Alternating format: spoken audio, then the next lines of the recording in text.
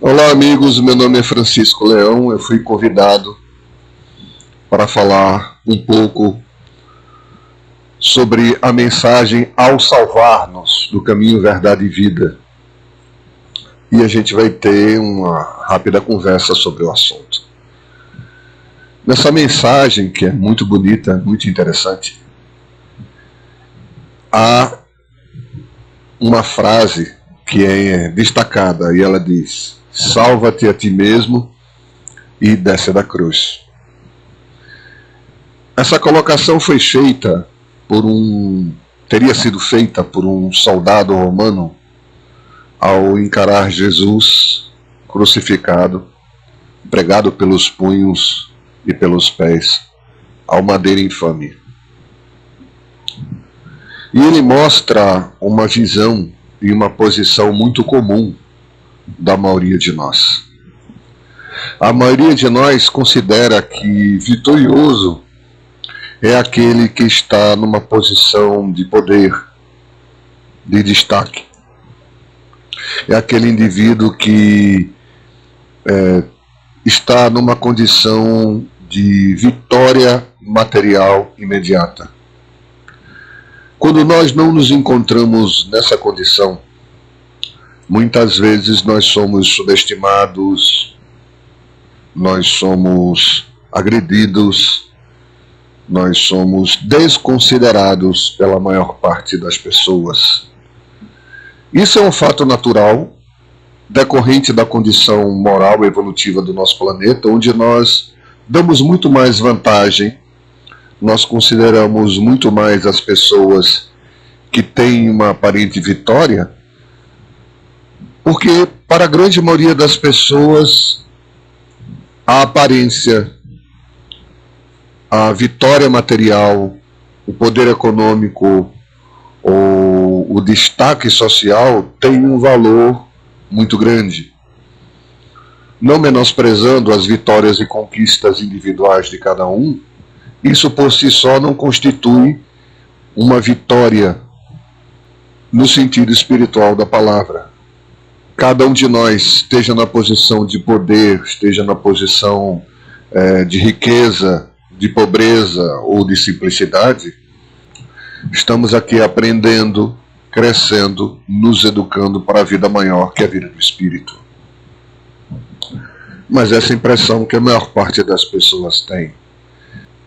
Não é incomum você ser medido pelos seus bens, pelo seu grau de instrução, pela sua posição social, pelo seu destaque. Hoje, a maioria das pessoas são consideradas felizes desde que tenham destaque na mídia, que apareçam, que sejam reconhecidas como famosas. Só que se nós pararmos para pensar, um grande número dessas pessoas que são consideradas famosas ou são consideradas vitoriosas no meio comum sofrem muito. Hoje nós vemos pessoas que estão num destaque social na mídia que demonstram grandes desequilíbrios, que demonstram grandes sofrimentos, sofrimento moral, às vezes perdidas no seu próprio comportamento, tentando ser agradável à multidão e descobrindo que a multidão, do mesmo jeito que aplaude e condena, com a mesma rapidez, e isso muitas vezes as leva ao desespero, à angústia, ao sofrimento. Mais do que nunca, o exemplo do Cristo é muito forte na nossa vida, porque o exemplo que ele nos deu, indo até as últimas consequências do testemunho, dizendo que era preciso que cumprisse a lei, que era preciso cumprir a lei do que já estava escrito, para nos mostrar que o caminho muitas vezes que é considerado o errado, é considerado o da desistência, o do perder, nem sempre assim o é. É importante a gente lembrar também as palavras de Mateus, que ele nos diz o seguinte: Mateus, eu vou ler aqui para vocês. Então Jesus declarou aos seus discípulos: se alguém deseja seguir-me, negue-se a si mesmo, tome a sua cruz e me acompanhe.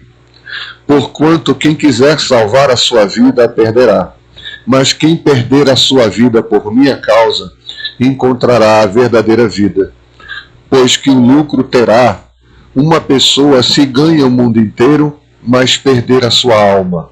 Ou que poderá dar o ser humano em troca de sua alma? Muitas vezes nós que nos aproximamos da religião, qualquer que seja a denominação, nós temos muitas vezes a ideia de que no momento em que nós nos dedicarmos a algum sentido religioso, nós passaremos a receber a recompensa por esse fato. E essa visão de troca que hoje em dia muitas religiões têm oferecido às pessoas cria uma série de enganos, desvios, mal entendidos, onde as pessoas acham que Deus tem por obrigação nos dar a vitória sobre as circunstâncias materiais.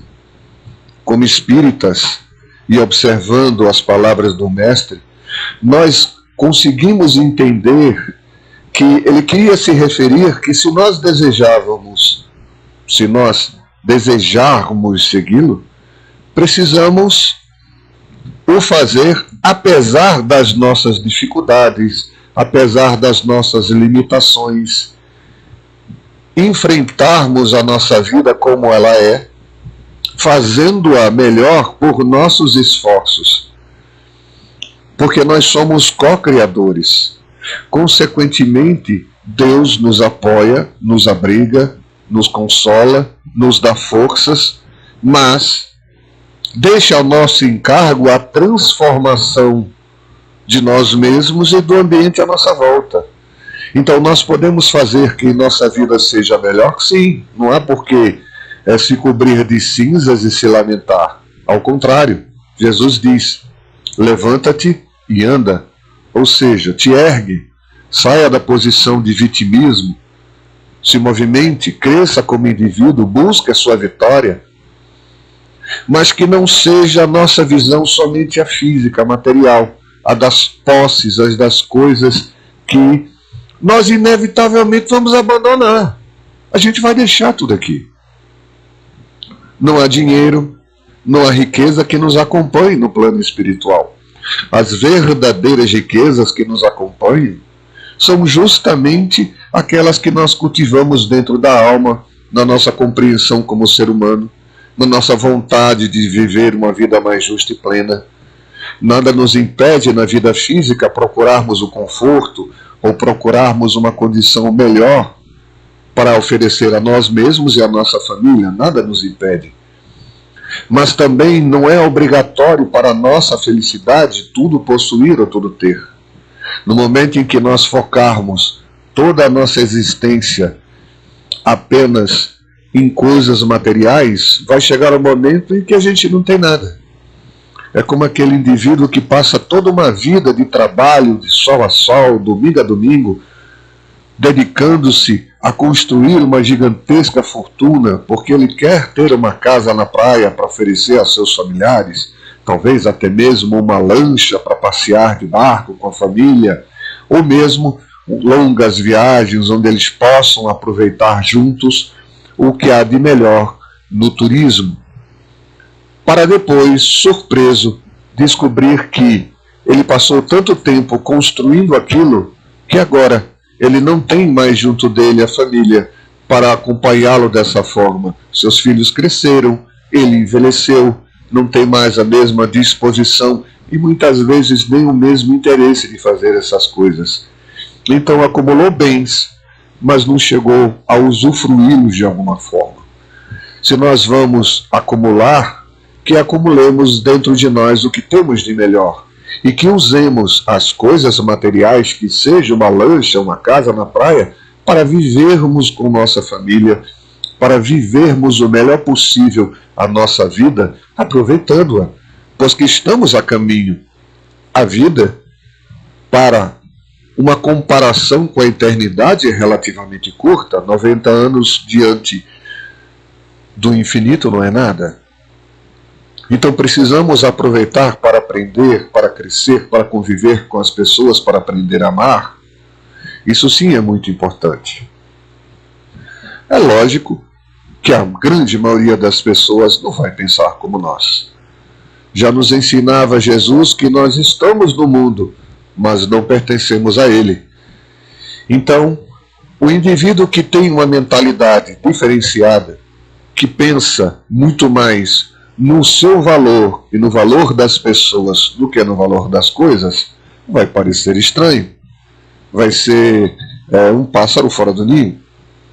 E aí nos aconselha o Evangelho segundo o Espiritismo, nessa passagem do capítulo 13.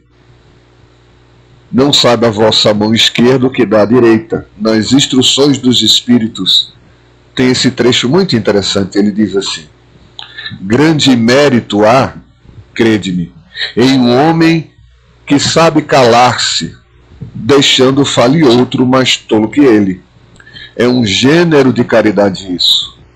Saber ser surdo quando uma palavra zombeteira se escapa de uma boca habituada a escarnecer. Não ver o sorriso de desdém com que vos recebem pessoas que muitas vezes erradamente se supõem acima de nós. Você já deve ter reparado que toda vez que alguém se dispõe a crescer como um indivíduo, a mudar de atitude, renovar hábitos e buscar uma vida mais voltada ao espírito do que ao corpo, mais religiosa, normalmente as pessoas à sua volta começam a colocar-lhe apelidos, dizer que agora ele quer ser um santo e que agora, depois de tanto errar, ele quer de repente merecer o céu. O fato do indivíduo estar buscando uma melhora em si mesmo e um crescimento espiritual muitas vezes incomoda bastante, porque é a prova viva de que nós ainda estamos falhando, ainda estamos vivendo no erro, na sua própria cegueira. E quando alguém desperta e busca se tornar uma pessoa melhor, sem ganhos óbvios, porque não há ganhos materiais, isso incomoda, isso perturba, isso machuca. Por isso que precisamos compreender que a melhor forma para nós exemplificarmos essas circunstâncias é vivendo-as, mostrando pelo nosso comportamento, pela nossa maneira de ser, que a nossa mudança não é superficial e que nós realmente estamos tentando. Pode reparar, você vê isso na mídia, você vê isso entre as pessoas, quando alguém que se diz religioso comete um erro, quando alguém que se diz religioso é pego numa situação constrangedora, demonstrando a sua fragilidade humana, isso chega quase a ser comemorado. Olha, está vendo? Pastor fulano, o médium cicrano, o padre fulano, estava fazendo tal coisa, falou tal coisa, tomou determinada atitude, como se nós humanos não fôssemos todos nós merecedores de misericórdia e de ajuda, porque todos nós estamos no caminho do aperfeiçoamento. No momento em que nós colarmos em alguém uma imagem de santificação no mundo em que vivemos, nós estamos criando uma ilusão. Nós estamos querendo que as pessoas tenham uma santidade que elas não possuem. Mesmo aqueles que se dizem religiosos, mesmo aqueles que muitas vezes estão até dentro do próprio movimento espírita, tomam posição de julgar o próximo, criando normas de conduta, estabelecendo o que seria o mais correto na forma de agir de cada um, como se nós tivéssemos essa autoridade moral, sem compreender que, antes de tudo, é de nossa obrigação ajudar aquele que se desequilibra, não importa se ele esteja numa posição de destaque ou não. É lógico, é sempre uma infelicidade ver um amigo, ver um companheiro se desequilibrar. Mas em vez de bater em quem já está caído, vamos ajudar que ele se levante. E vamos compreender aquele que nos critica como alguém que ainda precisa compreender que ele mesmo precisa também se esforçar e olhar para dentro de si e compreender que todos nós somos falhos e precisamos mutuamente de ajuda para melhorar como pessoas. Há uma história interessante que narra que duas conhecidas que morejavam, trabalhavam juntas na mesma instituição, estavam ambas na mesma condução no ônibus, só que uma não tinha visto a outra. E esta outra senhora, que estava mais atrás, ouvia quando a amiga, falando ao telefone no ônibus, comentava o quanto ela amava profundamente Joaquim, quanto ela gostava dele, que ela estava inclusive preocupada porque ele andava meio adoentado, tanto que ela procurava sempre que podia fazê-lo dormir na cama junto com ela, onde ela poderia acariciá-lo e ficar de olho nele o tempo todo. E a senhora que lá atrás estava começou a arregalar os olhos, pois ela conhecia o marido da primeira e sabia que o marido dela não se chamava Joaquim. Então ela começou a fantasiar as possibilidades do que poderia estar acontecendo na vida daquela amiga.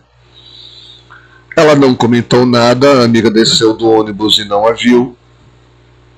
Decorrido há algum tempo, aquela primeira senhora que falava do seu amado Joaquim ao telefone, começou a ver que as pessoas começavam a tratá-la com uma certa indiferença e reparou que havia olhares de reprovação, olhares estranhos dirigidos a ela nas pessoas da instituição que ambas participavam. Ela não tinha uma noção do que estava acontecendo, mas isso começou a incomodá-la profundamente. Até que, em determinada ocasião festiva que teve na instituição, o marido dela se fez presente. Ele não era frequentador assíduo, e alguém, movido do mais profundo amor cristão, dirigiu-se a ele em particular e o advertiu de que talvez a sua esposa estivesse tendo atitudes indiscretas e perigosas com relação à sua vida conjugal com outro indivíduo. Logicamente, ele se sentiu constrangido, irritado, e exigiu que a pessoa desse maiores detalhes do que estava acontecendo. E ele indicou a senhora que havia sido testemunha auditiva e ocular do acontecido. Conversando com a caridosa irmã que vinha adverti-lo sobre os perigos que sua vida conjugal vivia, ela começou a narrar-lhe o acontecido, entre apiedada e constrangida de estar dando aquela informação àquele marido tão bom, que tinha junto dele uma esposa tão ingrata. E mediante o declínio do nome Joaquim, ele teve uma crise incontrolável de riso, que deixou a senhora ainda mais constrangida. Será que ele estava ciente do que estava acontecendo e ele não se incomodava que sua esposa estivesse vivendo um caso amoroso com outro? Que afinal de contas ela era uma trabalhadora de casa espírita, ela era uma palestrante, médium da casa, e aquela atitude era inadmissível para alguém que expunha as pessoas, os ensinamentos cristãos e doutrinários dentro do universo espírita. Quando ele finalmente conseguiu recuperar o fôlego e falar novamente, ele muito jocosamente falou com ela e disse: minha querida, sinto lhe dizer que toda a sua preocupação foi em vão, porque eu também amo Joaquim e eu divido minha cama com ele. A mulher não sabia o que fizesse, ficava cada vez mais vermelha, mais constrangida diante de uma situação tão íntima e tão inusitada que lhe era colocada. Afinal, o esposo daquela criatura também era apaixonado pelo mesmo indivíduo. E ele conclui, vendo que ela estava a ponto de ter uma síncope evangélica, e ele conclui que Joaquim era o seu gato de estimação, que já velhinho e adoentado, precisava muito de cuidados e carinhos, e muitas vezes pedia, ronronava, miava, pedindo que fosse colocado na cama, e os dois costumavam mimá-lo, colocando entre os travesseiros, o que fazia com que o velho felino se deliciasse com a companhia e o carinho dos donos preocupados com o animal tão carinhoso e tão querido que estava em término de sua existência física e que não tinha mais o que se fazer para prolongar a sua vida, a não ser lhe dar carinho, aconchego, enquanto os minutos finais dele chegavam. Por isso, o tom, ao mesmo tempo amoroso e sentido, com que a senhora falava ao telefone, porque ela descrevia justamente que o seu gatinho estava já muito velhinho e a qualquer momento, segundo o amigo veterinário, ele iria desencarnar, ele iria morrer, como todos nós vamos um dia. Mas isso é normal, nos deixa sentidos, porque sabemos que vamos sentir falta, que vamos desejar a sua presença e não tê-la mais ao nosso lado. Então, é um sentimento de saudade antecipada e absolutamente normal.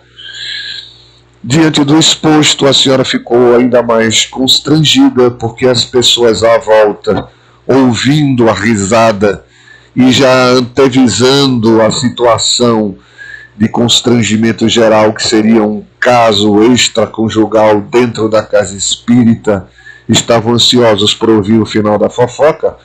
Todos acompanharam o desfecho e, constrangidos, entenderam que eles também tinham participado de toda aquela confusão, aquele mal entendido, porque antecipadamente julgaram uma pessoa com base numa situação em que você não sabe exatamente o que está acontecendo. É preciso muito cuidado para que a gente não se torne juiz, promotor contra uma pessoa sem antes dialogar com ela. Nos aconselha a visão espírita que, se nós tenhamos algo para falar sobre o comportamento, as atitudes de uma pessoa, chamemos esta pessoa primeiro em particular, dialoguemos com ela, vamos expor o que está acontecendo, pedir-lhe que mude de atitude, que desperte, que saia daquela situação em que ela está comprometendo a si mesma e pode inclusive comprometer a instituição ou o trabalho a que ela se dedica. Mas primeiro fazemos isso. E mediante a não mudança da pessoa, mediante o prejuízo que isso vai causar a outros, não só a ela mesma, porque se só for a ela mesma é uma questão pessoal e ela tem que arcar sozinha com isso, mas se isso vai atingir a outros, aí sim vamos trazer a público o que aconteceu, porque o prejuízo pode vir a atingir várias pessoas e prejudicar todo um trabalho e não somente um indivíduo. Então isso mostra o quanto nós precisamos tomar cuidado com a nossa imaginação, com a fofoca, com o desejo de colocar sobre os outros o nosso ponto de vista E também é muito importante tomarmos cuidado para não sermos instrumento de escândalo e destruição de um trabalho ou do equilíbrio de alguém por algo que nós supomos ser uma verdade. Tenhamos cuidado, não? De novo, no Evangelho segundo o Espiritismo, há um texto muito interessante que a gente vai ler aqui. Não julgueis, todavia, que exortando-vos incessantemente a prece e a evocação mental, pretendamos vivais uma vida mística, que vos conserve fora das leis da sociedade onde estáis condenados a viver. Não. Vivei com os homens da vossa época, como devem viver os homens. Sacrificai as necessidades, mesmo as frivolidades do dia, mas sacrificai com um sentimento de pureza que as possa santificar. Essa passagem é o homem no mundo do Evangelho segundo o Espiritismo. E é uma grande verdade. Às vezes nós queremos ter um comportamento inabalável, puro absoluto, que está acima até da nossa condição atual. E nós achamos que os espíritos nos cobram isso. Eles não nos cobram perfeição absoluta. Já nos esclarece o livro dos Espíritos que nós não podemos vivenciar a perfeição absoluta, porque senão seríamos iguais a Deus. Nós precisamos exercitar o aperfeiçoamento, que nos é possível. Então, para o espírita, para o cristão, ele não tem que ser perfeito, ele tem que buscar estar sempre fazendo o seu melhor, reconhecendo seus erros, tentando se melhorar, mas vivendo a vida segundo a situação e o momento em que vivemos. Então, um espírita ri, um espírita se diverte, um espírita vai a uma festa, um espírita sai com os amigos, tem uma vida normal com a sua família, como qualquer outra pessoa teria. A diferença está em que nós procuramos escolher aquilo que nos faça bem, que não nos traga maior prejuízo do que um rápido momento de alegria que, em consequência, nos leve ao desequilíbrio. E sim, momentos que realmente nos façam valorizar a nossa existência, nos dê muito prazer e alegria em estarmos vivos. Não há nada de errado nisso. Nós, novamente falamos, não precisamos colocar um semblante sério, nos cobrir de cinzas para parecermos espíritos elevados. Não é esse o intuito. O intuito é crescermos como indivíduos. Então, já nos aconselhava Jesus para salvar-nos a nós mesmos, para buscarmos o nosso crescimento íntimo, a nossa renovação íntima, mental, espiritual, sem esperar que o outro, o nosso próximo, compreenda nossas aspirações e o nosso desejo de melhora. Nós então vamos apenas demonstrar que esse nosso desejo é sincero através das nossas ações e buscar o equilíbrio, a alegria, a boa vontade, viver com felicidade em nossa existência. Que Deus nos ilumine, que possamos aproveitar ao máximo a nossa vida e descobrir que mesmo diante das dificuldades e das situações nós podemos sorrir e continuar vivendo com dignidade. Que Deus nos ilumine e nos abençoe, hoje, agora e sempre.